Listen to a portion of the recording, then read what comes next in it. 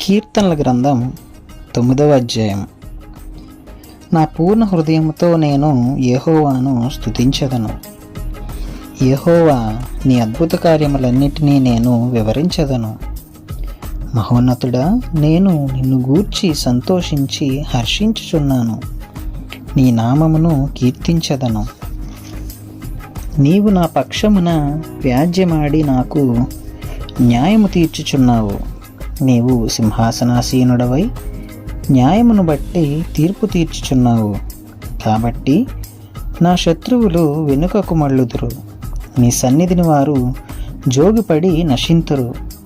నీవు అన్యజనులను గద్దించి ఉన్నావు, దుష్టులను నశింపజేసి ఉన్నావు. వారి పేరు ఎన్నటికీ నుండకుండా తుడుపుపెట్టి ఉన్నావు.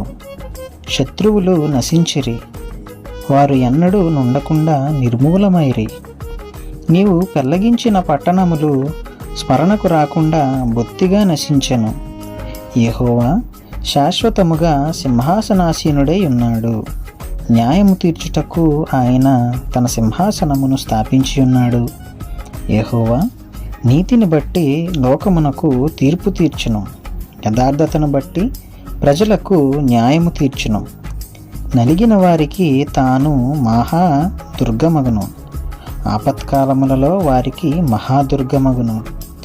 యెహోవా, నిన్ను ఆశ్రయించు వారిని నీవు విడిచిపెట్టువాడవు కావు.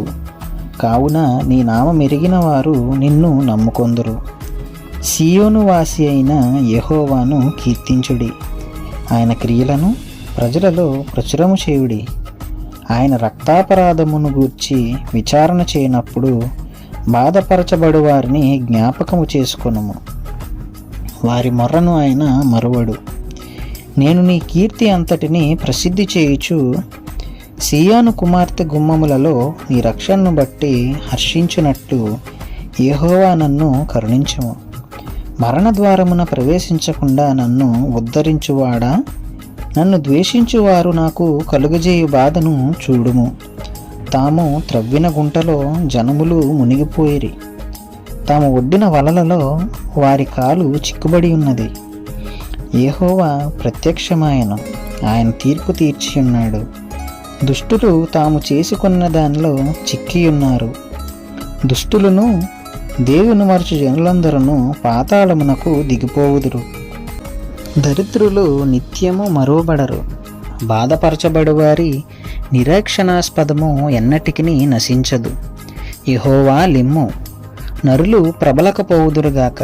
నీ సన్నిధిని జనములు తీర్పు పొందుదురుగాక. యెహోవా వారిని భయపెట్టుము. తాము నరమాత్రులమని జనులు తెలుసుకొందురుగాక. ఆమేన్.